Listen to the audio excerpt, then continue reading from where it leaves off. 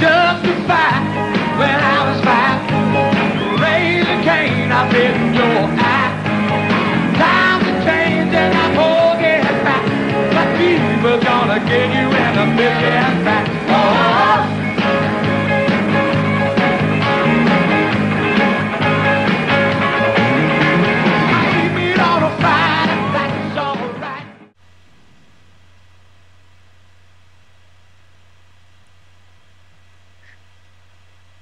Welcome to the 8th episode of The Wizard and the Kid Elton John Album Studio Review Show. This is GregsynthWizard. And this is the Kid, live from Holland, like always. Live from Michigan over here. So, you know what I was thinking what we should do today, Stan or the Kid or whatever your name is? Freeze to death, like you're doing in the USA at the moment? Well, I already am right now, and I have icicles stuck to my feet right now, and I can't get out of my chair right now. But that makes it better, because I thought of something we can do while I wait for my feet to thaw out. We can review an Elton John album. How about that? Wow, what a surprise. I know, I just thought of this when I woke up, and I was thinking, well, we already gone through the first 7 of them, and why not continue with the 8th? What about we do that album right after Goodbye Yellow Brick Road? What was it? Caribou, I think is the name. Nah, let's do the diving board. Diving board. Okay, Home Again is one of the best songs on the album, and definitely. I like Oscar Wilde a lot. We'll talk about that. That'll be in several months, I think. Okay, so what we're gonna do is we are doing the review for Elton John's 8th studio album called Caribou, and I will let you know what I think of this album right after the little, the little preview we like to do, to show you 30 seconds of a song. But, all I will say this is a kind of like a preview to my take on the album is, like this, like, all right, like that. So that's all I'm gonna give away until we do the actual review part. So what about you? I'm just going to wait till the actual review part. Okay, let's do that. So, we'll be back in just a brief moment. We're going to give you a preview of one of the Caribou songs and go right into the review. So, see you in 10, 20, 30, 40 seconds or so. I don't know. Bye-bye.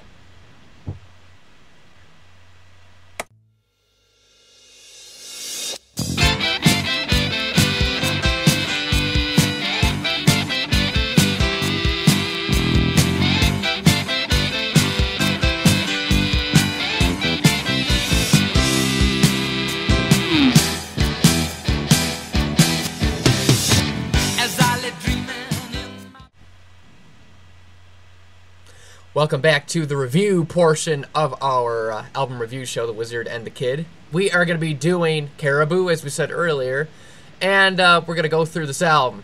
Let's see, who shall go first here? Hey, Stan, do you want to talk about the album first, or should I do it first? You go ahead. I go ahead. Yeah, you go ahead.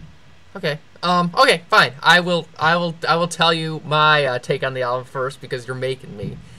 I've seen a lot of I've seen a lot of people, write stuff about the album, saying that, it's not as good as some other Elton albums from this time frame. It's the least popular of the classic era, kind of this stuff. But I listened to this album quite a few times. And I listened to it again last night, just to kind of refresh my memory and go into this thing with like the songs playing in my head still.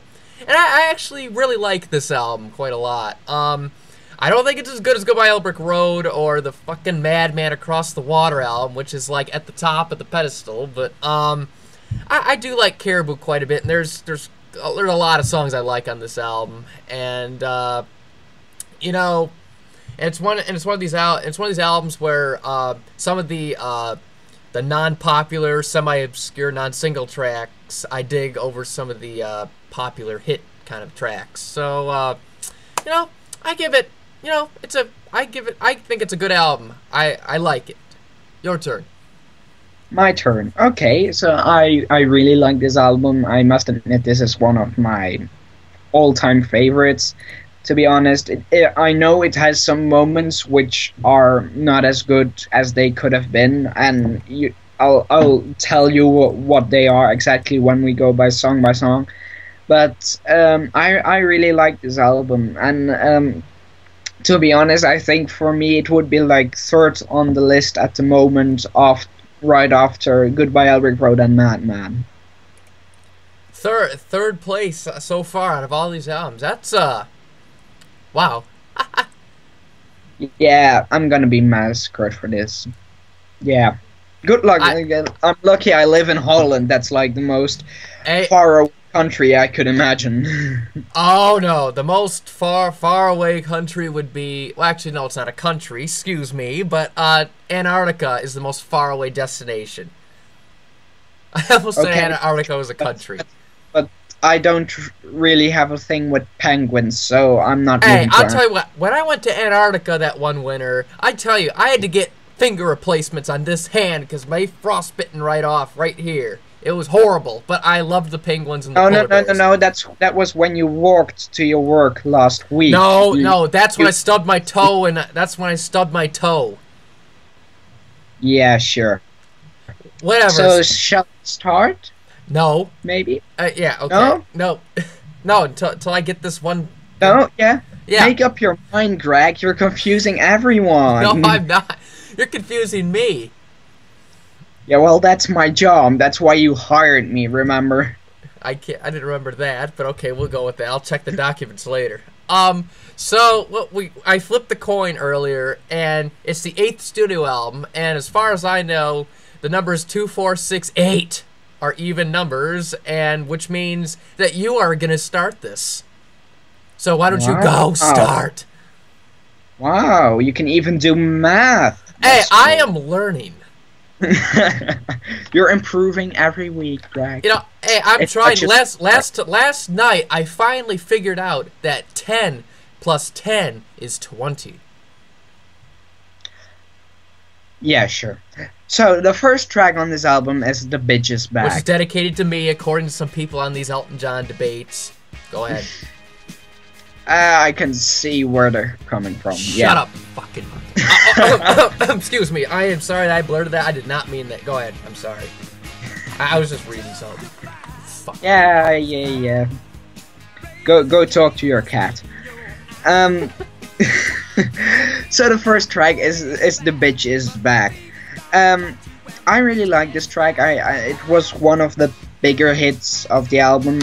I really like it. This is again one of those tracks that was kind of made to be performed live, and every time it's performed live, it's amazing and always has this slightly different edge, whether it's the tempo going 10 million times faster, or an amazing piano solo in the middle, or a completely raspy voice that screws up everything. Well, what versions are you talking about?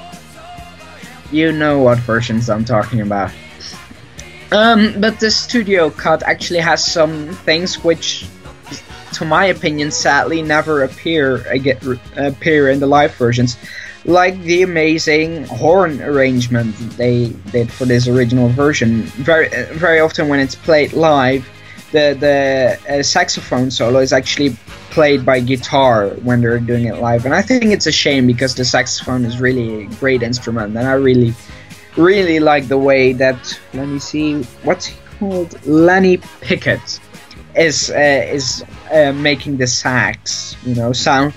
And another thing is, during the fade out, they actually do this little callback to the intro, which they never did again. I think that's a shame because it really sounds great. Overall, this is a 5 out of 5 song for me, definitely. Guess it's my turn. Yeah, I guess so. That's what the awkward silence was supposed to be filled with. No, I know. I thought you were thinking of something. That's why I didn't say anything. Yeah, because I always think after I give a classification to a song.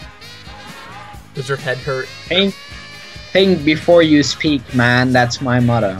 Well, last time I did that, I ended up hurting my head and had to take a few weeks off. But what happened was when I was listening to the Bitches Back from a certain tour, my head started hurting, but thankfully the version on the studio cut doesn't sound anything like that version. And if you want to know what my take is on that specific live version of the Bitches Back, just look at some of the descriptions for the 88 tour. Okay, for the Bitches Back on the studio album. I thought we agreed you'd never mention the 88 tour again on this review show. Oh, you didn't say anything like that. Yes, I did. Whatever. Okay. Okay, for the Bitches Back. Yes, this is a 5 out of 5 song. Love this song. This is one of those songs that was meant to rock in the live setting. And, oh, yes. And some of my favorite versions are, well, I love the 84 tour, but the ones from the 85-86 tour with the horn section playing are just fantastic. Like, give Lille 86 a listen. That's one of the definitive versions from the era. Very good version. And what an interesting note is about this song is this was played in A flat on the studio, but on virtually almost every live performance it was half step down to G, probably because it's easier to play in G than it is in A flat. There's only 2 versions I know of, to my knowledge, that have the original key. The one is from the Top of the Pops. That has Elton's live vocal on it, but the music is mimed and has like some additional things on it. The other one, the most famous one that's played in the original key live, is from the legendary Joan Rivers show from 1986 with Elton barking out all the notes and, you know, rasping through the song. But the music is fantastic. I do love the solo on that one. And then Joan Rivers and Cher add in their classic soulful, awesome vocal harmonies to Elton's raspy, soulful voice. Music orgasm in the making. But about the Bitches Back from the record version, I love it. I love the song. The only thing I have against the song on the record version and some of the studio stuff is since this album was released in, I believe it was, June of 1974, but it was recorded very, very quickly between tour legs. I believe it was January 74 this was recorded. And Elton sounds a little rough throughout this whole album. Like on the Bitches Back in particular, there's like this like growlish kind of like edge to his voice that you probably would not hear if, you know, normally, but whatever. It fits in the song, but, you know. Yeah, but I don't mind it because it fits the song perfectly because the song also has this kind of hard edge to it. Yep.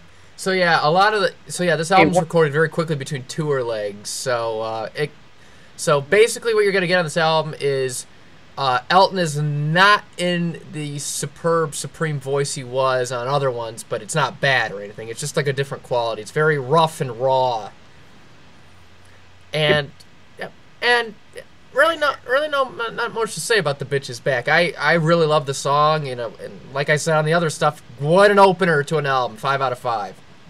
Yeah, well, the funny thing is that the Bitches Back, I believe, is never played at the same tempo as the studio version. It always like in the 80s, and I don't know about the 90s. It's always like a million times faster, and in recent years it's always like a lot slower. So it's very funny that they never actually go back to the original studio tempo, which is like a mix of both. I love when the song was flying fast on the 80s shows. If you can keep up with the one from Hammersmith 82, you get a medal. I run out of breath trying to follow along to that one. I was surprised Davy's fingers didn't catch fire. I was surprised D could keep up. That's what I was thinking. And Nigel too. Anyone who can keep a beat at that tempo is at the top of the charts for me. Yeah, that's probably why he went ill before they started the Hammersmith shows. Yeah, because he couldn't keep up and probably got blasted after the show, and I read he was sick or something. But, you know, whatever happens, they went on with the trio, and Elton was sure a bitch on that show with him throwing, you know, piano benches at audience members and telling them to call the RSPCA for an ambulance and all this shit, you know. It's something. By the way, I do want to make one call out to a piano solo that actually got me into this song in the very, very, very, very first time. which is the one night only one, the officially released one. I just don't know what it is with that solo, but it just hits the right spot for me. I also like to give a shout out to versions such as Wembley 84, Sydney 84, Lille 86, Joan Rivers 86, and Chicago 88. I like to give a shout out to those versions. We wouldn't mention 88. What? Are you gonna kill? Big. Are you gonna kill me after this review? Yeah, I'm gonna just leap through the screen and. Oh, you try that. You better not smash your glasses. No, I'll smash yours when I get there. Oh, you know, I'll be waiting. I got a stopwatch over here somewhere, so I'll be waiting for you.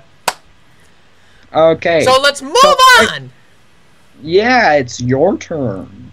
Oh, it is. Oh, okay. I guess it is. Yeah, it's your fault. Okay, second song. That's like 1. Yeah, 2 plus 2 equals. Yeah, 1 plus 1 equals 2. Pinky.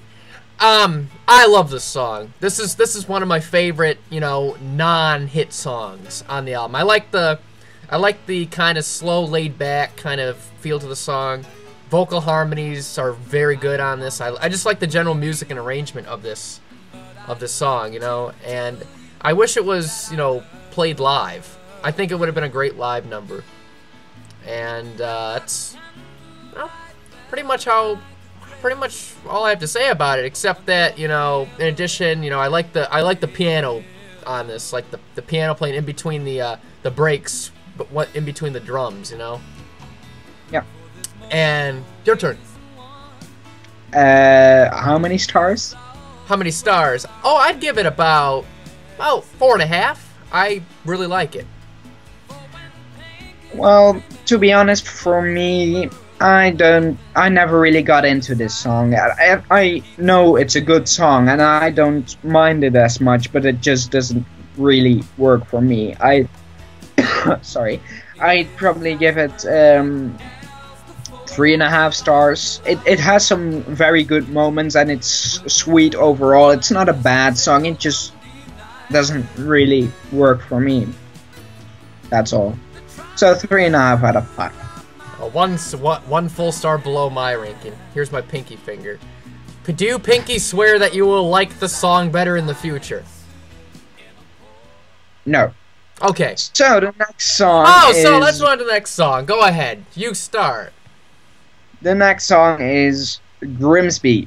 And I really like this song. I think it's again one of those rather rocking songs. I really like the versions of 74, where he plays them live. I think it's a great live song, and it works really well. Don't laugh at me. Well, I'm exercising my muscles around the mouth, so, you know. That's like the lamest excuse I've ever heard. It's not a lame excuse. It's you know, just telling what it is. No, it's just a very, very lame excuse. Very. Whatever. Right, so this song, I'd probably give it like 4.5 out of 5. There you go. Great song, love the rocking feeling of it. Your turn. Well, I gotta say you did a good job there. I also enjoy the versions from the 84 tour, with Wembley being fantastic. But in reality, the 74 versions that we have are very good, and I wish he really brought this song back. I think it would have worked excellent, you know, on future tours. It's such a shame that a great song like this wasn't played live too much. And I see a lot of potential for the song to be one of those songs that was meant to be played on the live stage and would work really well live. You know, thinking something like, you know, on the 82 tour, for example, when the original band got back together. Imagine that on that tour, you know, up-tempo, frantic piano solos. I think it would have been sweet. But I think it would have been ridiculously fast. But that's what makes it cool. Really fast. But, yep. But Grimsby, another one of my favorites off this album. And I would say it's, I would say it's in my top 3 favorites. I give it 5 out of 5. I really love this song. This is probably my favorite non-hit song on the album. No. No. No, I wouldn't agree. No. No, I wouldn't. No. No. No. No. So, Are you trying to make me mad? no, I'm not trying to make you mad. I'm trying to make you laugh your ass off so you look ridiculous in front of the whole. Look, we've been doing that for the past several weeks, alright? We're doing a great job making ourselves look ridiculous on these things. Especially you. Yeah, especially you. I quite agree. Now, are we good on Grimsby? It's your turn. Oh, yes, it is. Dixie Lily is the next song, and I like to give a shout out to Dave Spitaleri because this is his favorite all-time Elton John song. If you've seen his comments on the Facebook group I'm on, he loves this song, and it's one of the songs that's got the kind of like the country edge to it, the country western kind of a vibe to it. You know, was played live infrequently. I mean, it wasn't rare, but it wasn't played live a lot. No. One of the recent versions I heard was from the '95 tour, the Made in England tour.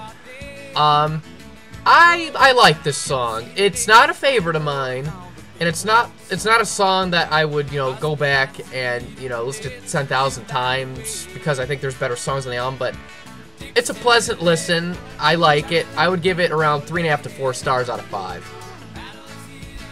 Okay, so Dixie Lily. I think it's an okay song. It's now I better say it's a good song. It's a solid song. I really like it. I enjoy listening to it. As you said, it's not like a song that you would seek out and listen to especially, but in the course of the album, I don't mind listening to it, and I always enjoy listening to it. It's a solid, good song, and I give it 4 out of 5, something like that. I think Dave will love us because we're talking favorably about his favorite song. Yay, Dave! Yeah, Dave! And I'm gonna find that '84 version I've been looking for years. He thinks it was 84? He thinks it was played in '84. No, I'm not gonna comment on that. So neither am I. Let's move on. The next song is Solar Prestige Également.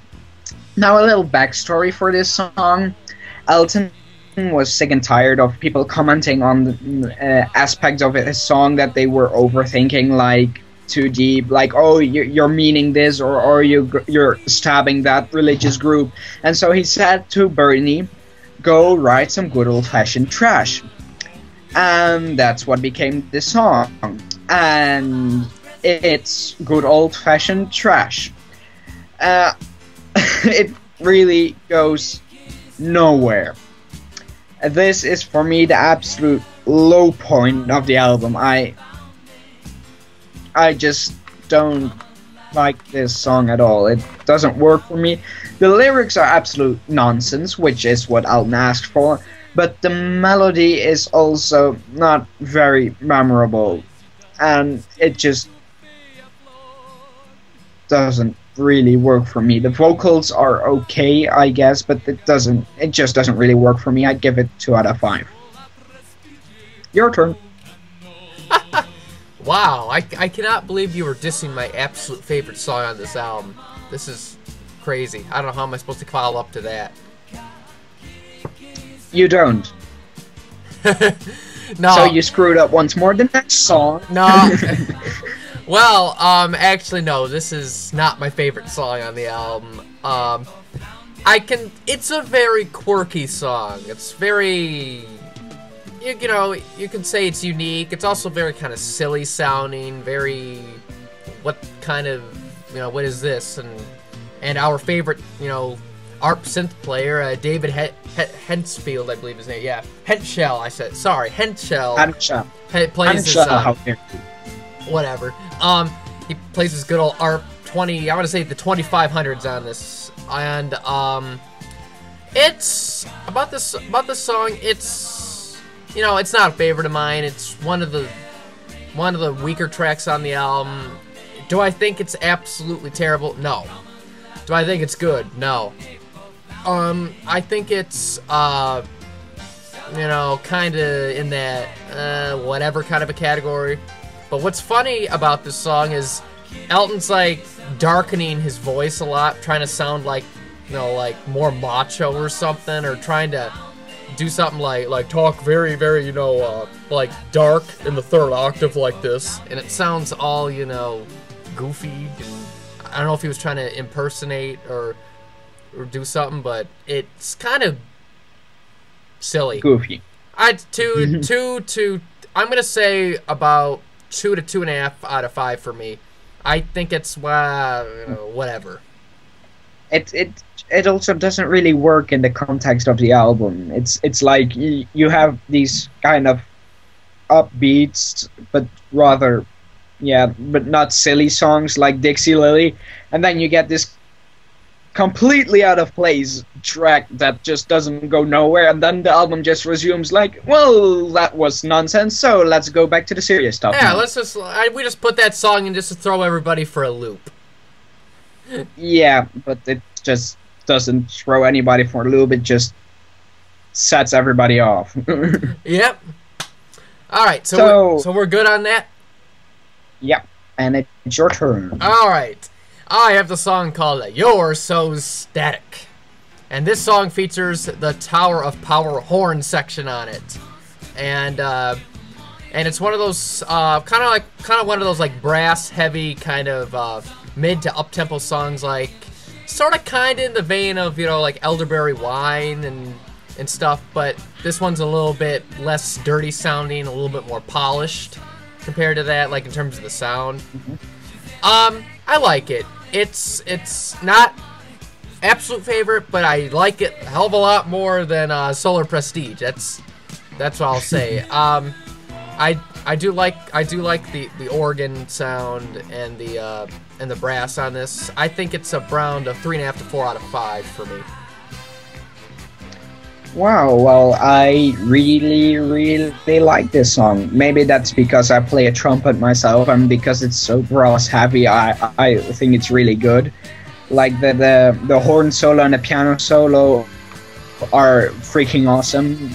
This is definitely a song I would look up especially to listen to, just because I really like the sound of this song. It just has that. Maybe I'm gonna sound ridiculous, like, but the piano intro has like this tango sound to it, and it really works for me. I really like this song. I definitely say 4.5 out of 5, maybe even 5 out of 5. And again, it's the Tower of Power. Sorry, is amazing. I really like really like the brass arrangement, and I think it sounds amazing. Yep. So we both give the song a nice good rating. I got 4 out of 5. You got 4.5 to 5 out of 5 for you. So there we go. I used to play saxophone, and I'll have to fine-tune my chops to get anything anywhere near close this song has. But yeah. But same for me. It goes like all the way up there, and you're like, how high is that note? Is that even possible to reach? You know, just edit it and it'll be fine. So, yeah. Your turn. Yeah, my turn. So we got I've Seen the Saucers.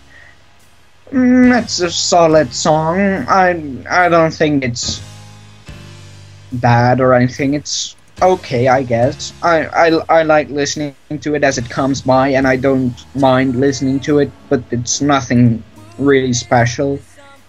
So I'd say like 3.5 out of 5. Just a pleasant listen, nothing special. It's okay.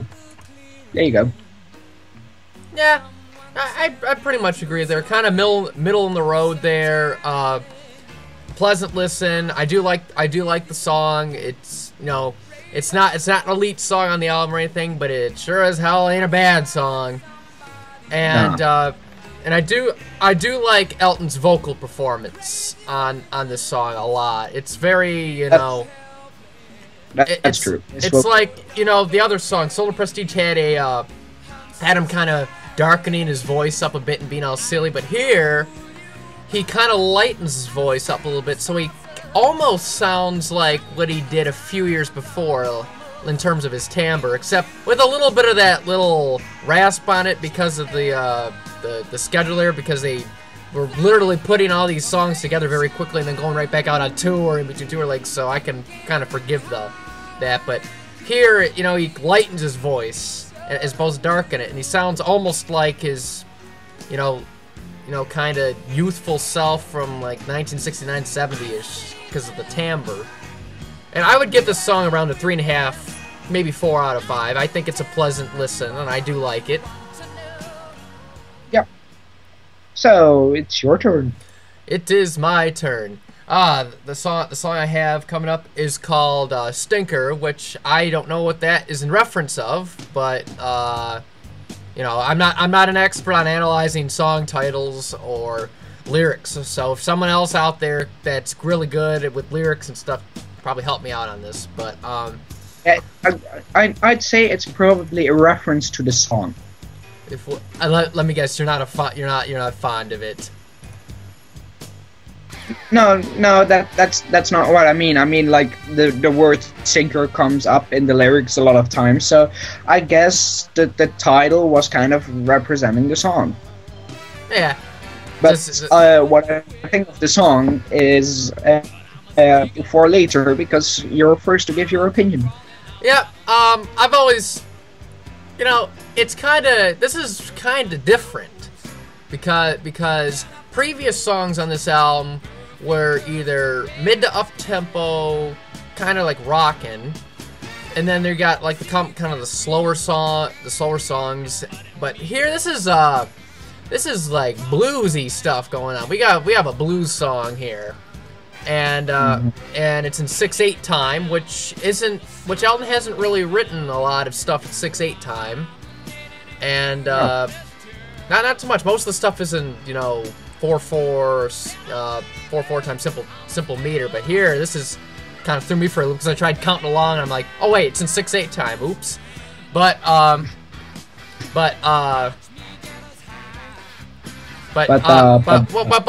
what I think of the song is I like it. It's very different. It's very atypical Elton, because up to this point I haven't really heard this kind of a song before, like a song with like a bluesy hard edge to it, and I give it a 4 out of 5. I do like the song quite a bit. And I really like this song too. Again, you have the amazing brass section in there, which sounds awesome. But also, as you said, like, it's this bluesy song which we're not really used of. Well, not this kind of blues, at least. This hard edge blues, and I think it works really well. I wish he'd written more of this stuff. Davy's guitar is amazing. The brass arrangements is great. The drumming by Nigel is really, really good, and the bass work as well. So I think I've praised about everybody, except for Alton, but of course he's great anyway. You know what this song actually reminds me of in a hilarious way? When I'm listening to like the general feel of the song and the chords, it reminds me of almost like an early version of that blues song "Bad to the Bone." You know, have you heard of that song "Bad to the Bone" by George Thorogood? Never heard of it. Never heard of it. I'll show you it later on, but it's got a very similar feel to it in some spots, and this song actually predates that "Bad to the Bone" by like 8 years. So it's like, I guess he stole some of Elton's stuff for his song. I don't know, but I don't think he did though. It's probably just one of those coincidental things. But that's what I thought when I first heard this. I'm like, hold up, this kind of sounds like "Bad to the Bone" in spots. But you know, well, then again, blues, similar progression, so it's probably just coincidental. So let's move on to the next song. I think I'd first give my rating of 4.5 out of 5 to this song before we move on to the next song, which is "Don't Let the Sun Go Down on Me." Well, what can I say to give this song the credit it deserves? It's an Elton classic. It's amazing. Again, you have the horn section, which provides a different sound of what we've heard until now from them. The piano, the sounding of the song is beautiful. I think it works amazing. The backing vocals are great. I love the way it builds and builds and builds until the end. It just works perfectly. 5 out of 5 song for me, both this version as well as the 86 version with the orchestra, which is just epic. But then that's me again. So 84. All right. Again, well, it's an Elton classic. Wait, you just said 84. I don't like the end of the 84 tour. The way they ended it with Nigel hitting the drums. I just that. But the vocals are so really good. Yeah, the vocals are good. That's true. But it's just every time I hear that at the end, I just go like, no. Then you can fade it out and end it out and edit it. No, but they never did it before then, and they never did it afterwards. Oh, so because why did they just? Because they wanted to do it for the 84 tour. Yeah, well, it sucks. Ah, I don't think so. You suck. No, you suck. You suck. always suck. No, oh no, don't even go there. Suck. Your headphones suck and your glasses suck. There you go. Oh, everything about the face in front of the screen that I see staring back at me with the bookshelf and the little tuxedo back there, it all sucks. But moving on. I think you should minimize your camera view because I think you're commenting on the wrong person. You know? Oh no, I am not. My comments are 100% accurate. Like I'm gonna tell for this song coming on up. Don't Let the Sun Go Down on Me. Elton classic. It is a 5 out of 5 song for me, and I love the live versions, both in the Prime live and the post-surgery, like from the '97 tour. Like the House of Blues version's really good. You have to hear that one if you want to hear Elton nail that song in the solo setting. But I love the song "Don't Let the Sun Go Down on Me." One of my favorite, probably my favorite. Actually, no wait, I lied. I still think it's 5 out of 5. I like the Bitches Back a little more than this song, but this is still an excellent song. So I give it 5 out of 5, and it is one of the top songs on the album for me. Okay, next song. Next song. And the next song is called Ticking. This is a very eclectic song, for lack of a better word. A very unique piano play, a very unique piano playing on this album, and it's very like the way it's played. It's almost like he's playing it similar to like a ticking clock. The way it's all set up. Like where the hand goes around like this, and I've always liked the song even back when I was first getting into Elton and listening to this album for the first time, and this was one of the songs that really stuck out, and I wish he played it more than he did, but I'm glad he took the time out of his schedule to put this song in the live set and play it live. And I've always liked the song. It's a very the song kind of references some stuff like shootings and stuff. It's very poetic. Bernie's lyrics on this song are very are great. It's genius, and I like the versions before, surgery, even though they're freaking flying on the 82 tour. But the ones I really like, there's like a 95 version with Ray Cooper, and then you have from like Tokyo. Then you have ones from like 2003 where I think he did a stellar job. But what I don't get is why he played it in a higher key. That is something I never am gonna get, why he plays the song on a higher key live on some versions than the studio, because the studio version's in F and some of the live versions are in G, and I'm like, what the hell are you doing, Elton? I mean both keys have one signed in them, either one flat or one sharp. Whatever. Maybe he was so stoned he couldn't remember the key. Well, seeing as how the ones in the higher key are after he got off drugs, that's unique. He played it in the higher key in like '95 and like 2003. I'm like, impressive. He nails it.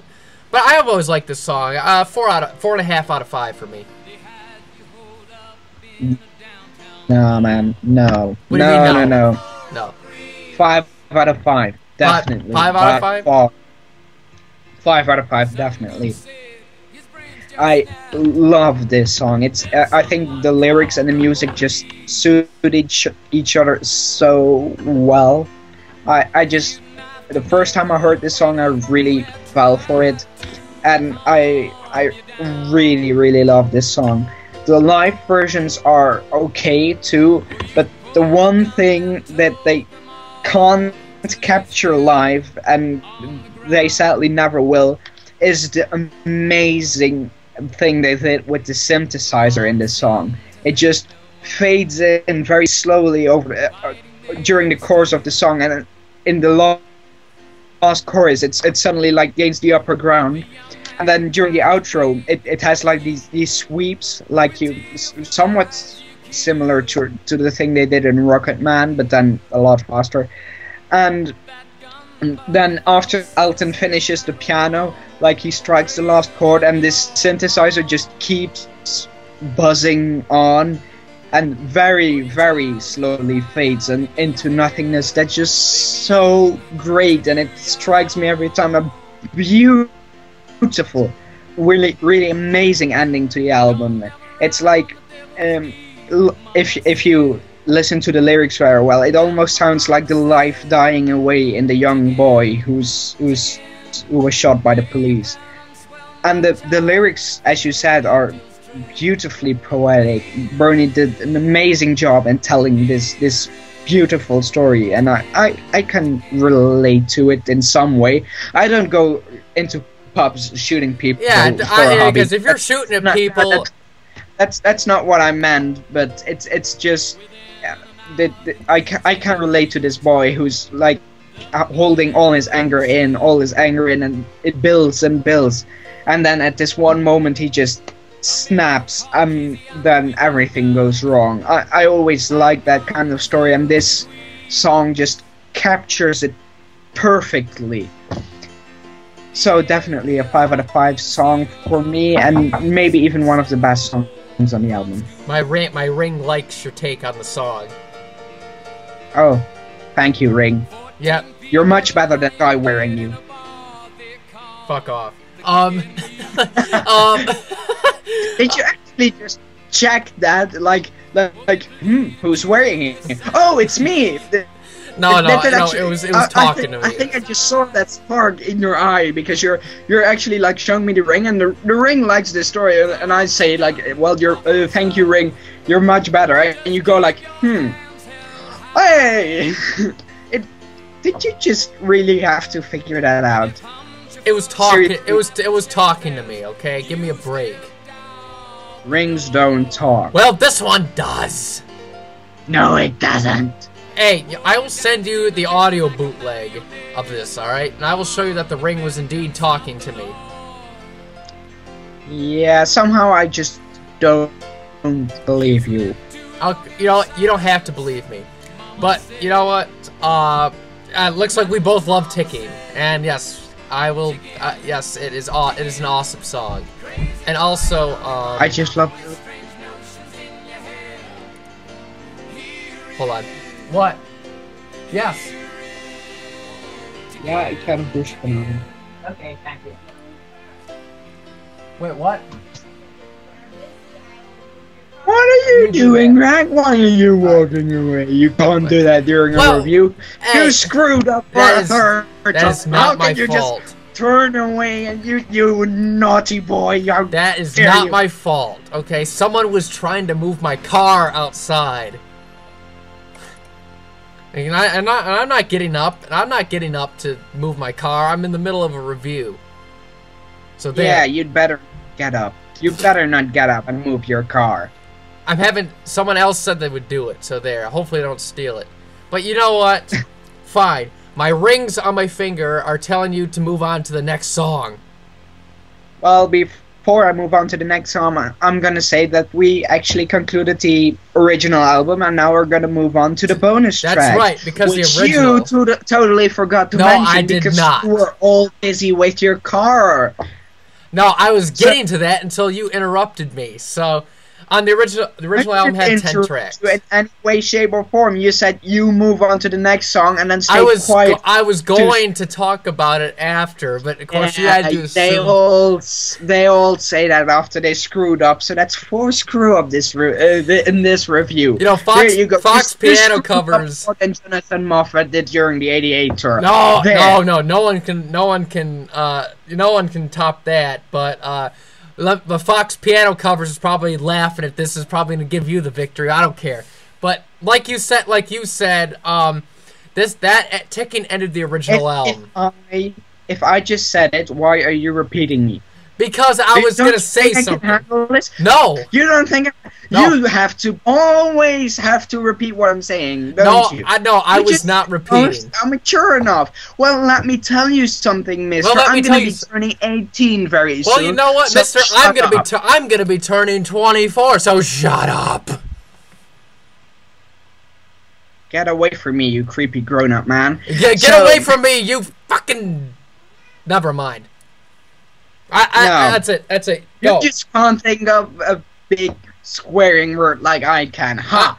I don't have a dark heart like you. So go. That's it. The next song is actually Elton's cover of a song of the Who. Oh, look at that! He rage quitted. Now I've won definitely. No. The cat was talking to me. Go ahead. I knew that would get you back. So. I never rage quit. Oh, sir. Why did... Oh, now I have to start all over again. Because you fucked up. Now go. No, I didn't fuck up. You interrupted me. Again. How dare you? You hurt me, you know. Greg, you really hurt me with this. I'm gonna be weeping all night. I'm so sorry. Emotional trauma. I am so sorry about that. I'll tell you what. I will play you something from the Sleeping with the Past tour to make you feel better. You gotta hear "Kiss the Bride" from Mansfield '89. You will love that. Oh, you rage quitted too. Okay, moving on to Pinball. The next song is Pinball Wizards, which is a cover of The Who's Tommy, and Elton recorded it with his own band for the movie version of Tommy. And it sounds great. Another one of those songs he does live very often, and it works very well in a live setting. The Who also proved that by playing it live a lot. I really like it. I like it that Elton made his own twist by replacing the original guitar with a piano, and I think it works really well. It's an overall very solid song, and I'd definitely give it 4.5 out of 5. Well, your turn. My turn. Yep. Kudos to Pete Townsend for writing the song. Yeah, Pete Townsend deserves a lot of credit for writing this amazing song, and also Elton deserves a lot of credit for covering this amazing song with a very amazing version of his, and playing this live a lot. I've always loved it live. Yep, this is the first track on, well, bonus tracks for the 95-96 reissues, and I gotta say, I am gonna be, you know how you like to say on a couple songs, like per album, that you said, I'm gonna be, you know, I'm gonna be like, you know, I'm gonna be pissing people off if I say something about a song and stuff. Yeah. Well, I will say this flat out, and you can repeat what I say, or at least loop it over. I prefer Elton's version of Pinball Wizard over the Who's version. I think Elton did. I think Elton, you know, did an excellent job, and I prefer listening to his version over the Who, as great as the Who's version is. But yep. I agree with you on that. So there you go. There we go. So we're both gonna be pissing people off. We're gonna be pissing Who fans off. I am sorry, fans, but I just like Elton's take on it a lot, you know. But yeah. 5 out of 5 song for me. This is this is it's excellent, and I've always enjoyed the song live and studio. So there's nothing really much more to say. I wish it was on the official album, but at least we got a version. Yeah. Yeah. So it's your turn. My turn. Well, my version of Sick City, well, or I should say Stick City, is it Stick City or Sick City? Because I have two different spellings. It's Sick City. Okay. He actually sings Sick City in the song, so I guess it's Sick City and not Stick City. So that's 5 scrubs from you this time. Well, I guess six actually if you count my version bit. Because you did not record a version of Sick City or Pinball Wizard. Yes, I did. So you screwed 6 times. You're starting to make a new record, Greg. I think we got to call the Guinness World Book of Records. Or whatever it's called. Oh, you don't know the name of the book? Wow. Yes. I gotta type that down now for your screw-ups. I know the Dutch version. But I don't know the English version because, hey, surprise, I'm not English. Well, neither am I. No, but you're English-ish. You all came came sailing with this boat with guns and Bibles and no farming implements whatsoever. What? So that's America. Hey, we're not all like that, okay? You'll get people like me. You. I shouldn't have said that. You motherfucker. You're welcome. Hoedenabend. There's my Dutch word for the day. Moving on to That's German. That's German. That's actually German. Guten Abend. No, I did not. Dutch, I did not say. I said that. It did not sound like it. You taking off your headphone again? That's 7 screw up. No, cameo appearance from my sister Brooke. But hello, do you realize what I'm doing here? I'm actually screwing up my voice, shouting at you. You know, that's my plan. Is it working? At the moment, yes. But you had 8 screw ups. 8. Well, that's my plan, is to screw up so much that you can't talk. But Sick City, I do like this song a lot. Very, well, it's up tempo, but it also kind of has a slight R&B-ish kind of a flavor to it, because of like the horns and the general rhythm of the drums. It kind of reminds me of, it's one of those songs that kind of fuses some elements of R&B. And I do like Sick City a lot, and I actually think that I like the song to the point where I think it should have been on the main album. I think it's a 4 out of 5 song. Honestly, when I first heard this album, like ran through it a couple of years ago, I didn't like both this song and Cold Highway.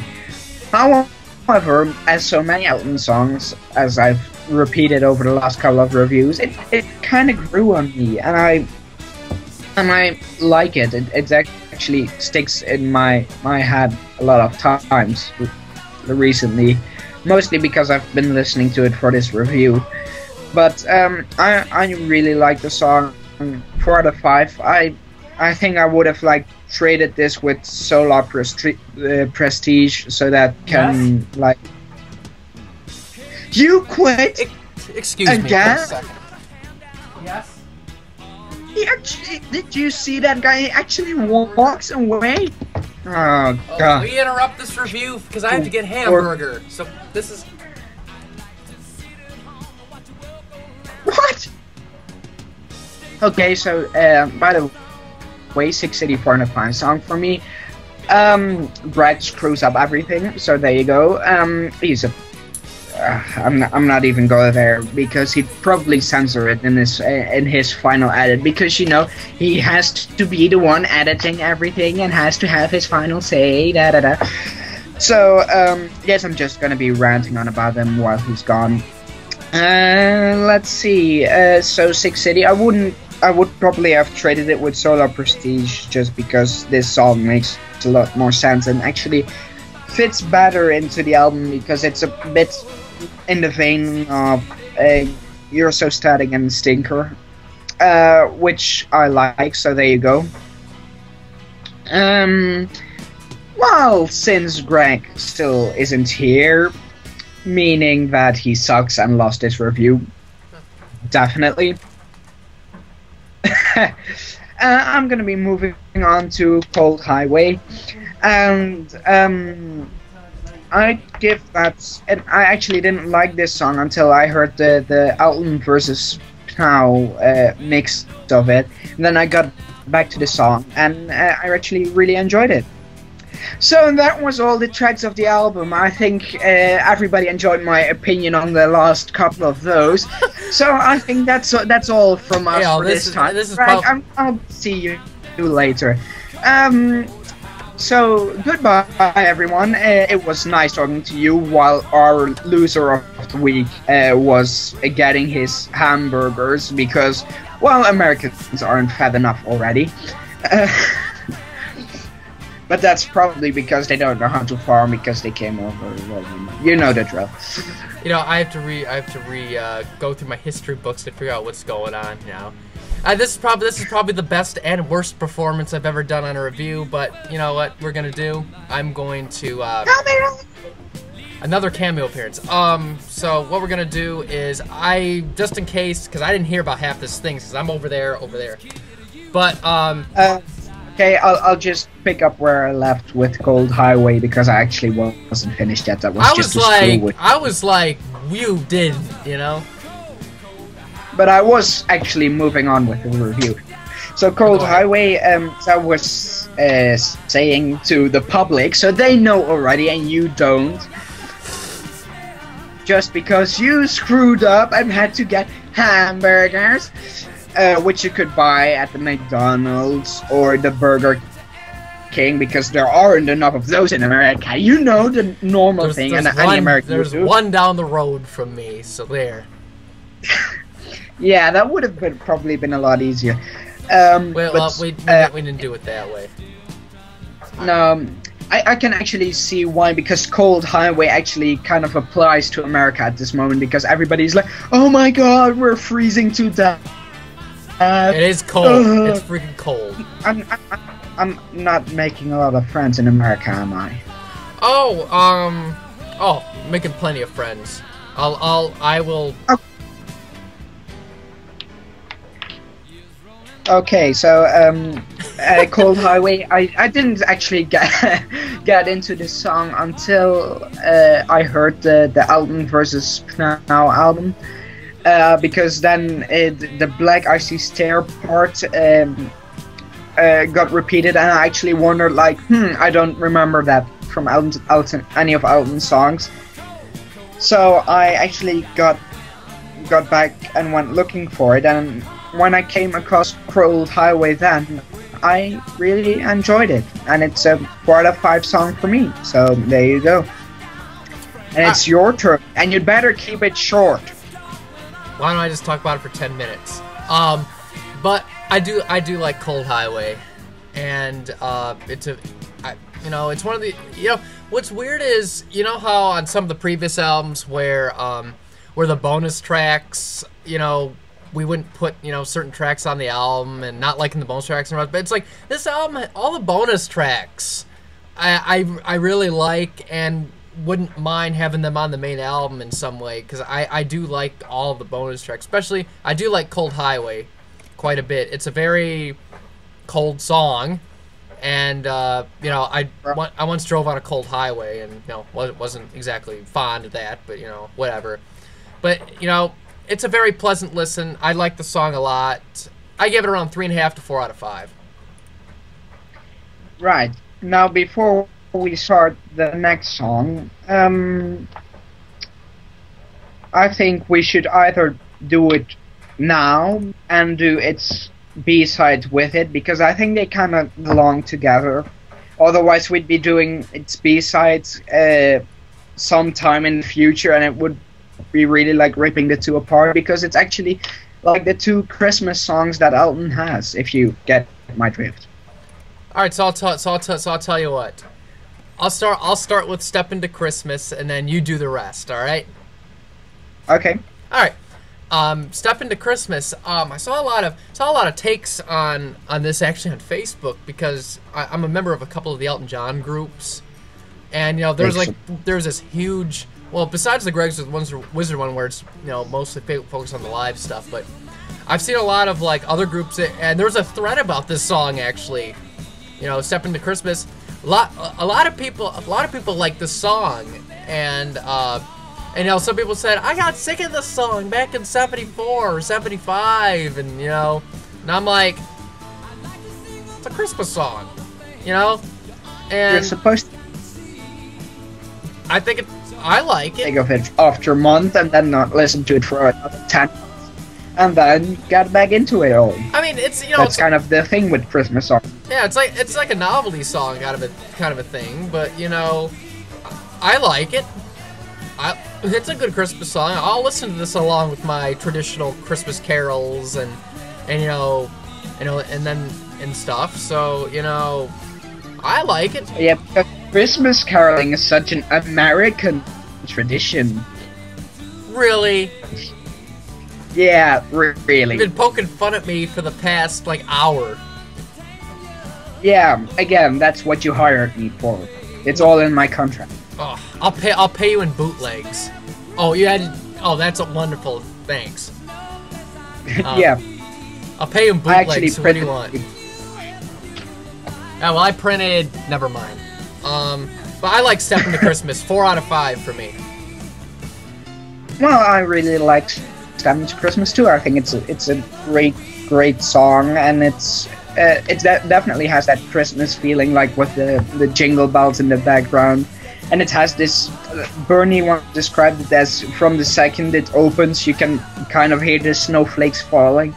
And I actually agree with him. Like, the moment the song starts, you all start getting all warm inside, and it's all Christmassy and hanging your lights out and having a lot of fun. Actually, if you look at the video clip, it's actually just Elton and the band just having lots of fun in the studio and screwing around. And Bernie makes a cameo, and I just really laughed at that video. But it really conveys the mood of the song well, because it's just one of those happy, careless Christmas songs, and it works really well for what it was supposed to do, and it's a 5 out of 5 song for me. All right, and so go ahead. Okay, so the other song I wanted to discuss, which was the B-side of Step Into Christmas, was Ho Ho Ho, Who'd Be a Turkey at Christmas. I hope I'm getting this right, otherwise everybody can screw me down in the comments. Well, I already screwed up. What? How many times did you catch me messed up? 8 times? 7 times? Well, actually, with you walking away, which I count for 2 because it's a really big screw up, we're actually on a total of 10 at the moment. Wow. So that's 10 screw ups. Like the worst performance I've done, but whatever. Go ahead. Yeah. So we have I'm just gonna call it Ho Ho Ho because that's what comes back every time in a song.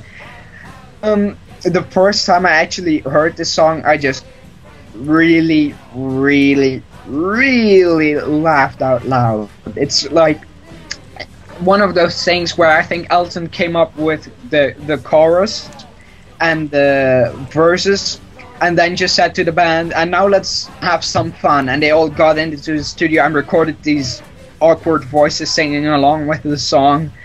And they ended up with this huge chorus of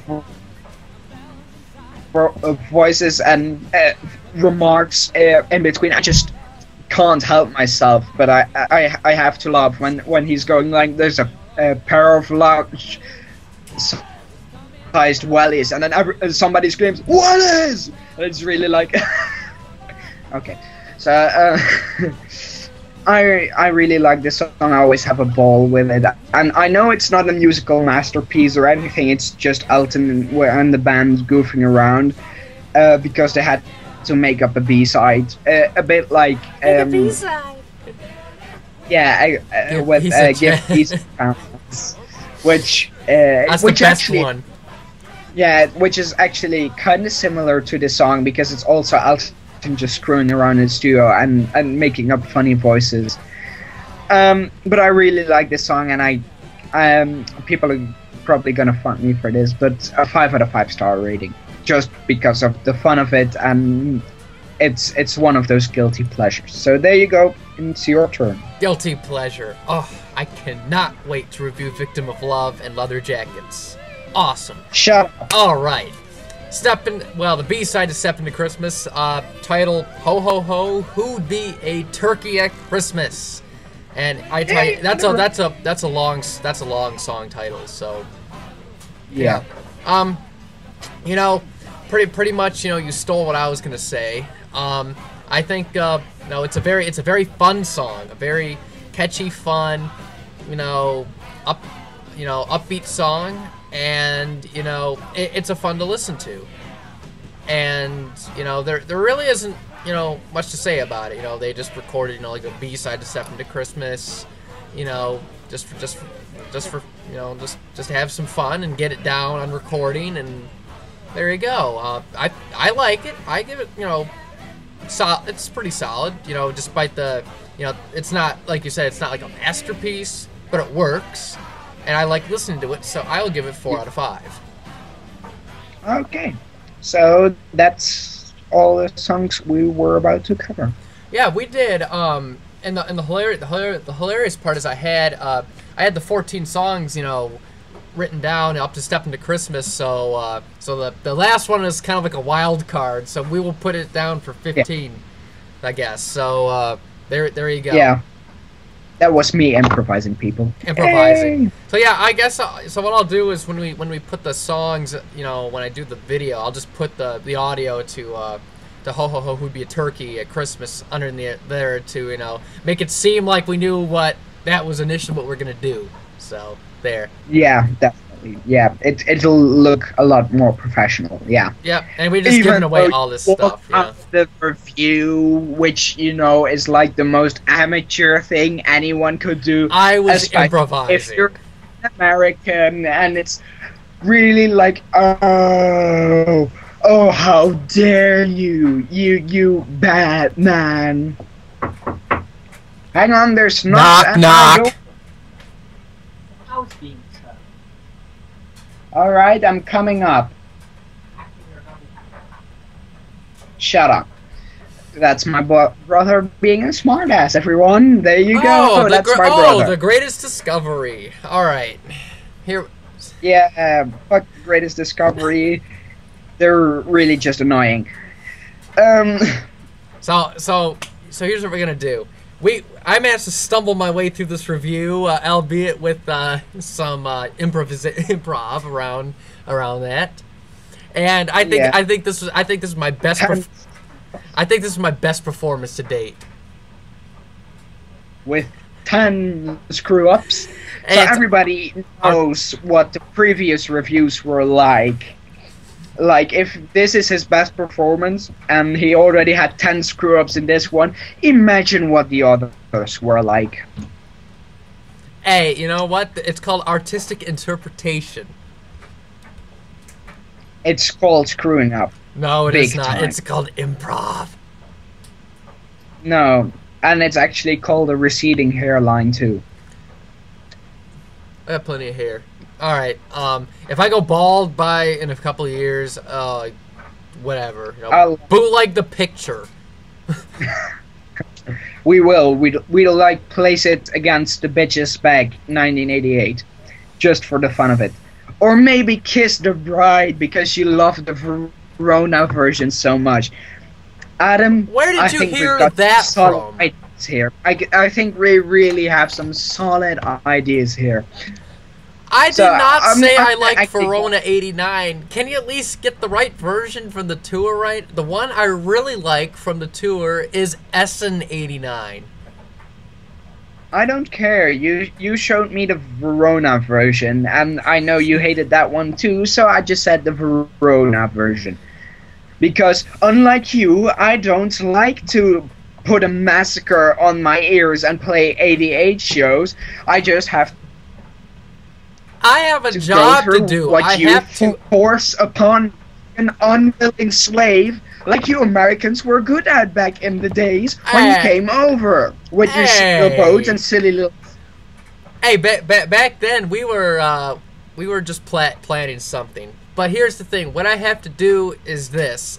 I do not subject you to 88 or 89 stuff, you know, just randomly. I do it because I'm doing my job of uploading stuff on the internet, because people need to hear these shows.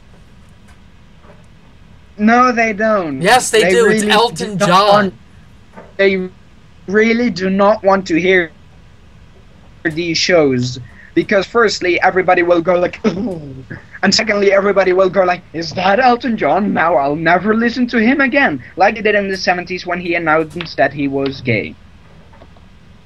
He didn't announce that, but whatever. But here's the thing. People can listen to the 88, 89 stuff now all over YouTube, because I put them up there and I had a lot of help. And, you know, if you want to listen to it, Stan, just turn it off the sound and listen to the show. Turn off the sound and listen to the show? That's kind of like contradicting one another. So that's your 11th screw up this week, because you can't actually turn off the sound and then listen to a show. You can that's imagine it. Possible to do. You can imagine it. No, I don't even want to imagine it. I'm just gonna sign off right now, because this has nothing to do with Caribou anymore. Yes, it and does. I'll see you the next time when we're gonna do Captain Fantastic, okay? What we're doing Captain Fantastic and the Brown Dirt Cowboy for the next album, and I will guarantee you that there will be less than 10 screw-ups on my end. 11 screw-ups. 11 screw-ups. So here's the thing. You know, so you actually screwed up your number of screw-ups. That's 12. No, you said you counted the one as twice. So there you go. That's you not being able to count. Okay. No, I counted it twice because it was such a big screw-up. Oh yeah. See, there we go. You were off by one. So. Oh my God. This is almost as long. This is almost as long as that. Yes, it is a great album. I like Caribou. I really like it. I know I'll listen to it a lot more in future days, unlike some other albums later in the 70s, which we'll get to in some time. That's right. So that's all for me. This is the kid signing off, and you'd better sign off too, because otherwise it look ridiculous. All right. And you'd screw. That's what I think. So what we're gonna do is I'm gonna sign off. We will be back most likely next week for our review on Captain Fantastic and the Brown Dirt Cowboy. You know, from what I've heard, I love the album, but you know, I'm gonna listen to it again and again and again and again, just to kind of refresh refresh everything to me to see. So we'll be back next week, and if you guys want to comment on this review, comment about, you know, how about I won this thing. No. Then just, you know, comment. I didn't? Okay. No, you didn't. So go ahead and comment. Go ahead and comment down there about, you know, stuff. Talk about the album and who screwed up less. I'll be happy. I'll read the comments, you know, because it's always hilarious to read these things now. So, you know, when this goes up on YouTube, it's gonna be fun. All right. Yeah, everybody will be laughing at your ass. Okay, no, they'll be laughing at something. So they'll be amused. Yeah, they'll be laughing at you. Okay, cool. Thanks. Haha. So that's all for now. See you next time. See ya.